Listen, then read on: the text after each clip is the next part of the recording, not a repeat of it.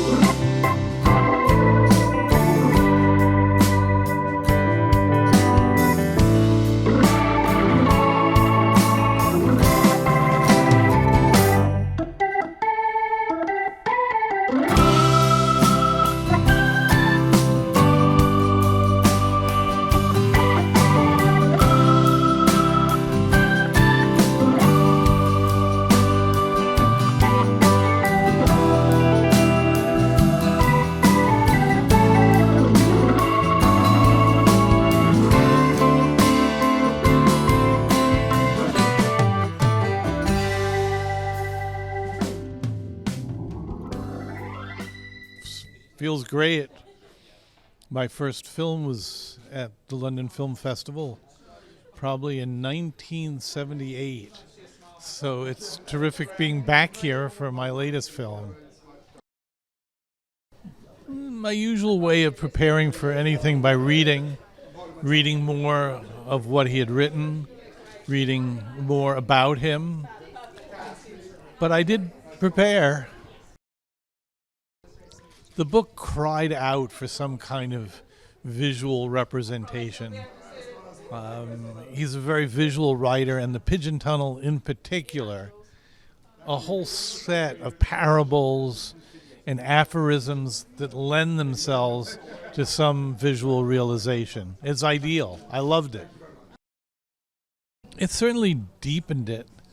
I had read a number of books prior to becoming involved in this project. I had not read The Pigeon Tunnel. Loved it. It's still my favorite book of everything that he's written. But I became more and more familiar with his work, and I got to know him, which was an extraordinary opportunity.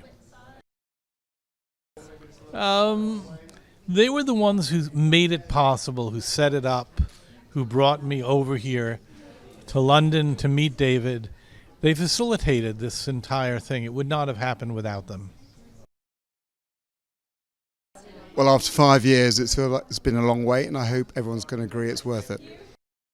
Yeah, I mean, look, when I last saw David, John le Carré, before he died in September 2020, he shook my hand. He said, I hope you don't screw it up, and I hope the audience don't feel we have. It's been a long journey. He wrote a tsunami of words, as Errol says, 25 books. It took a lot of figuring out to get here. Yeah, I mean, the amazing thing about David, and I'd say of Errol, and what they share is this preoccupation between the thin membrane between truth and fiction. And both David's work and Errol's work really explore that. And I think that aspect, I hope this film is more than the sum of its parts, that they come together and there are joint preoccupations in a lifetime of storytelling. This film really exhumes. Yeah, I think that spying and betrayal is just a stage, really, for a greater exploration of the human condition. I think what's fascinating about this film is that it actually explores individuality, character, and whether we are empty vessels as humans. And I think what's quite interesting is that Errol and David have this preoccupation, which is actually history is chaos. Underneath it all, there is no meaning. There's a sort of absurdism. And I think why the film, I believe, is a masterpiece from Errol Morris is because that shared preoccupation means they're exploring common ground.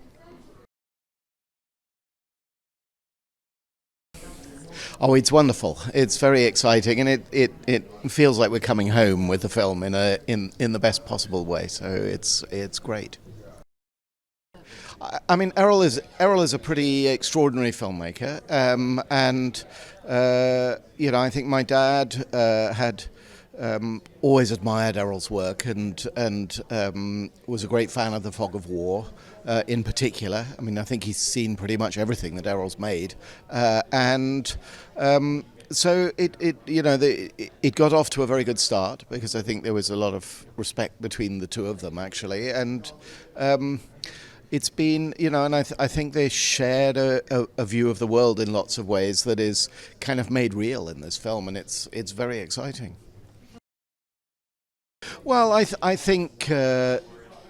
My dad had a very complicated childhood, and his father was a confidence trickster, a crook, really quite a seriously bad person. And my dad had a tough time growing up, which was never something he complained about. He always felt that was sort of fed his creative muse. And I think here in the film he talks about his childhood more than I've ever heard him talk about before, and it goes right to the core of who he is and what drove him to write, I think.